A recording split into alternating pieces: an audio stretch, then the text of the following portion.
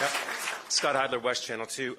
Governor, the Central Florida Tourism Oversight Board issued a countersuit against Disney today. Maybe if you can talk about the focus and the kind of the agenda moving forward with that file.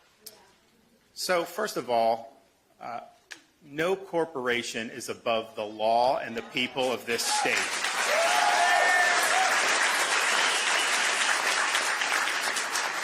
It is wrong for one corporation to basically corrupt a local government, run it as their own fiefdom, be exempt from laws, have all kind of benefits that nobody else has.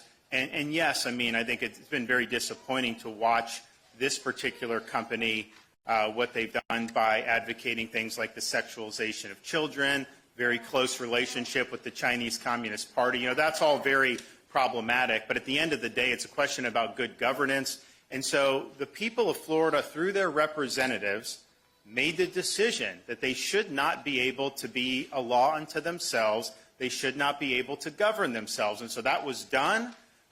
We had a new oversight and a new board that was put into place. And then what happened was, before that went into effect, they tried to simply contract around what the people had done through their elected representatives. They didn't want us to follow what had been decided by the legislature. And so that's why they came with these development agreements to try to basically keep their self-governing status when the legislature had determined they were no longer going to have self-governing status. And the issue is more than just one company.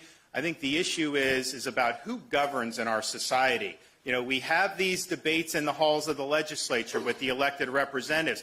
We ran an election in November of 2020 where this was an issue, particularly in this region. And I said very clearly, they're going to live under the same laws as everyone else. They're not going to have their own government. That was, no one could mistake my campaign position. And yet, not only were we successful, we did better in places like Osceola County than a Republican has done in eons, and even won the county by 7%. So we had the debate. And so now we're implementing the will of the people. And for them to act like they have the ability to veto that basically is putting their thumb is putting their thumb in the eye of the voters of the state. And so they did these agreements. They're not valid agreements for many different ways. And so I think what the board is doing, and I didn't know, I saw the report, I didn't know that they were necessarily doing that, but I think what they're going to do is just say, here's why it's invalid. Of course, the legislature is also going to invalidate it. Because, you know, what people don't understand, like a lot of these people in other states like think they're commenting on this. They're just trying to pursue an agenda and trying to pursue a narrative. And the reality is there's a lot of people who always used to criticize this arrangement that Disney had as being corrupt, as being unfair.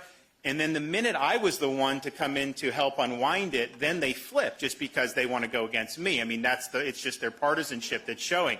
So that's part of what you're seeing. You're seeing people shill for a multinational corporation to have special benefits and corporate welfare as if that is something that is really important.